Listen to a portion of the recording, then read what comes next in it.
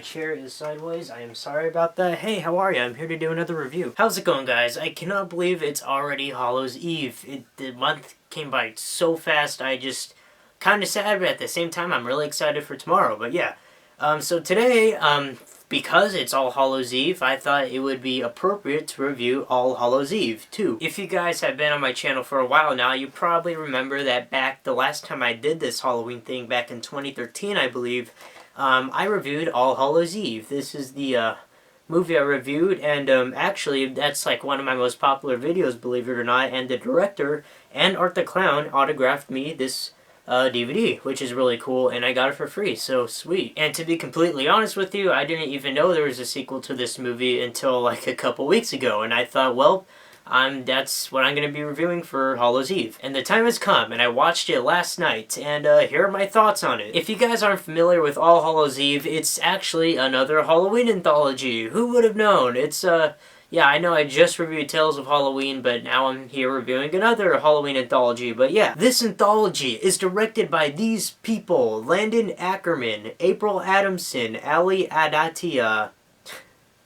what? Emily Alato, Emily Alatio, oh, Jesus, Steve Anderson Jr., Anthony Backman, oh wait, oh crap, I'm reading the cast, god damn, sorry about that, these are the directors, that was the cast, sorry for that little confusion there. Jesse Badgett, Elias Benavides, Andres Borgi, Jay Holden, Mike Kochansky, I don't know, James Condalike, John Condalike, they're brothers, wow, Brian Norton, Antonio Padovan, Ryan Patch, and Mark Rousel. Why is there an O? Anyways, those were the directors. That was even harder than Tales of Halloween, to be honest with you. I can't even pronounce like half these people's names, but those are the directors, if you're familiar with any of them. And if you guys aren't familiar with this series, basically what happens is, I'm guessing this is going to be like a number of movies now. I guess you're going to be doing a lot of these, but the basic story is that there's people, like, you know, in their house on Halloween, and they find a videotape. Specifically, they find a VHS tape, and, you know, usually the VHS tape kind of has like a lot of really gruesome shorts and stuff in it. It's a bit like VHS in a way, except this VHS tape has like a number of, you know, gruesome stuff. And yeah, that's pretty much it. They usually just put it on and they watch it for some weird reason. Except in this movie, there really wasn't a reason. It was just kind of there to be there, but I will get to that later. And like I did with Tales of Halloween, I'm going to start off by giving you guys my thoughts on each of the segments, not necessarily telling you what the stories were, but giving you guys my thoughts. The first short in this anthology is called Jack Attack, and I thought this was a pretty decent little short. I mean, it's kind of short and simple and straight to the point, but it's very gory, and I think it's a pretty appropriate way to start off the series. The next short was pretty interesting. It's called The Last Halloween. I thought it was, again, interesting. I didn't really, you know, care for it all that much, but it's definitely not the worst of the series. I keep calling this a series, anthology, my bad. The next one is called The Offering, and this was probably the worst one out of this whole anthology, because it really, had nothing to do with Halloween, and I just didn't really care for it. It's just like a simple, I honestly don't even remember what happens. That's how bad it is. The fourth one is called Descent, not to be confused with The Descent, directed by Neil Marshall, who actually did a segment for Tales of Halloween. Whoa. Anyways, yeah, this one was pretty good. It's about a woman, you know, stuck in an elevator with the same guy who killed her best friend, so I thought it was a pretty interesting idea. But the execution is not as great, unfortunately. I just found it to be kind of boring. And this next one, tell me if this sounds familiar to you guys. It's M is for masochist. I cannot pronounce stuff right now, but it's that. M is for that word. And tell me if that sounds a little bit familiar.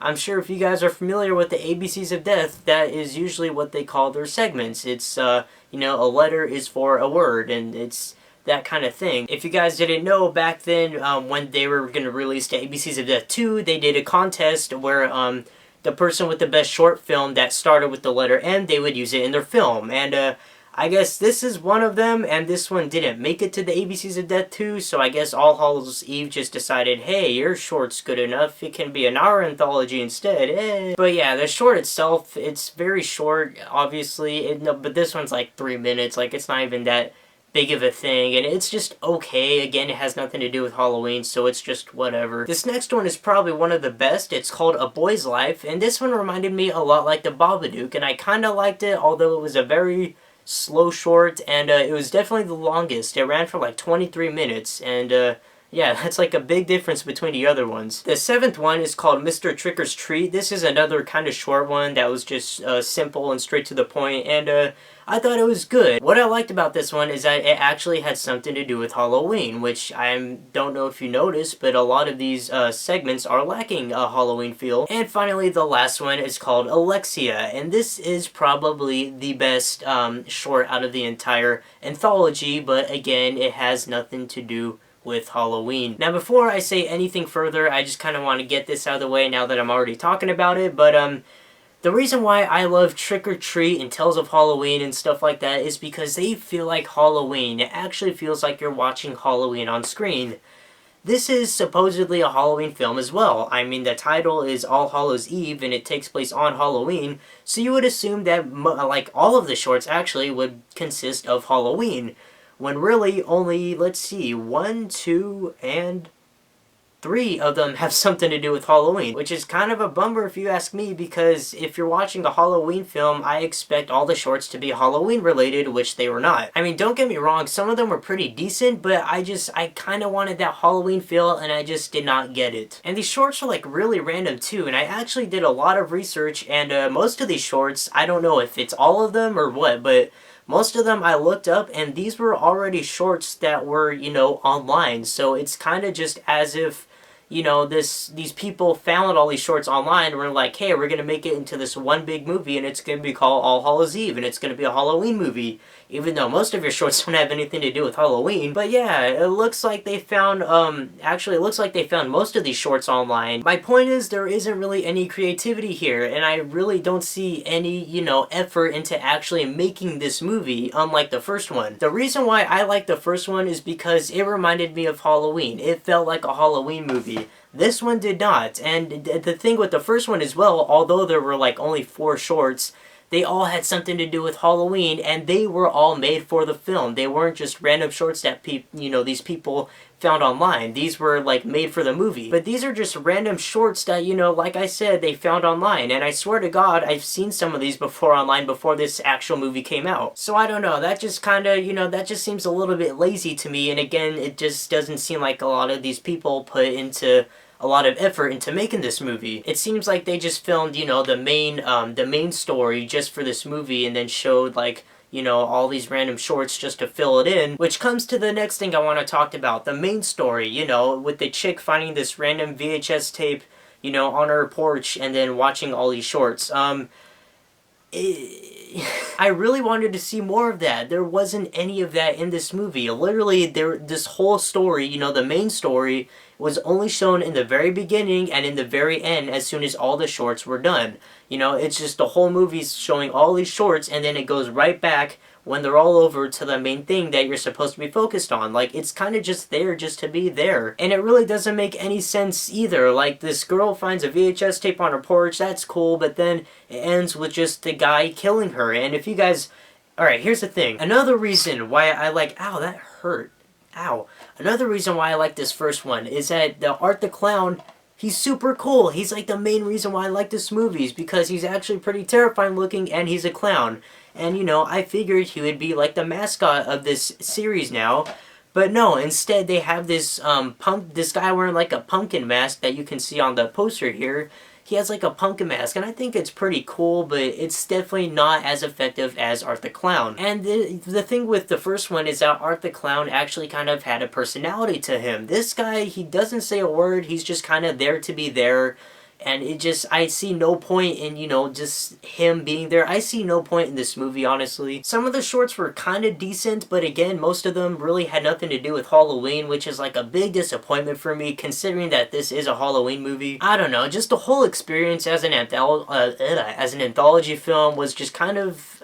it was mediocre. I honestly really can't see me coming back to this movie at all. I can definitely see myself coming back to the first one because, yeah, it kind of has its flaws, but it's still a fun anthology film. This one just kind of, I don't know, it's very mediocre, like I said. And there are only like 2 or 3 shorts worth watching in this movie, but of course you can find these 2 or 3 shorts online, so you don't even have to watch this movie. You can literally just watch these shorts online. So here's what I'm going to do. Instead of watching this movie, I'm going to suggest you guys watch these shorts. I suggest you watch, hang on, let me get to it, Jack Attack, The Last Halloween, and what was the other one? Mr. Trickster's Treat, I think it's called.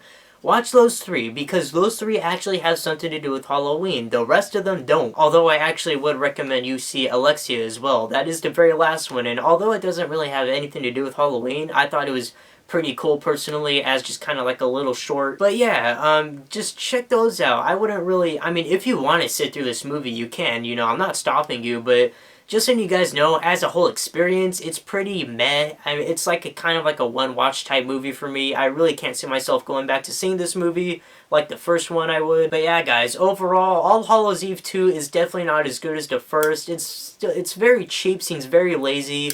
And overall, I'm going to give this film a 2.5 out of 5. Again, you can watch this movie if you like, but honestly, you can just find the shorts online somewhere. I'm sure you can just look it up and watch it. Like, you don't have to watch this entire movie, but if you do, you could. But definitely don't watch this movie if you are expecting, you know, like a Halloween type feel to it. Because this movie does not have that, even though it's called All Hallows Eve 2, and it looks like it has a Halloween feel to it, but it doesn't, because most of the shorts have nothing to do with Halloween, so if you're expecting a Halloween film, do not watch this movie. Instead, honestly, just watch the first one. Just give that one another watch. Just watch it again. Don't watch this one. I mean, unless you want to, but that's up to you. Personally, I didn't care for this movie, but that's just me. And that is about it for this review, guys. Thank you so much for watching, and stay tuned for tomorrow. I will have my Halloween 3 review out. I am so excited. I'm going to try to squeeze that in on Halloween. I know I'm going to be busy that day, but yeah, so we'll see how that goes. But thank you guys so much for watching, and again, thank you for watching just this for this entire month. This was a lot of fun making these, and yeah, I will see you guys later. Thanks for watching. I'm Jacob. Wow, I said all those out of order. Let me try that again. Thank you guys so much for watching. I'm Jacob Palacio, and I will see you guys later. There we go.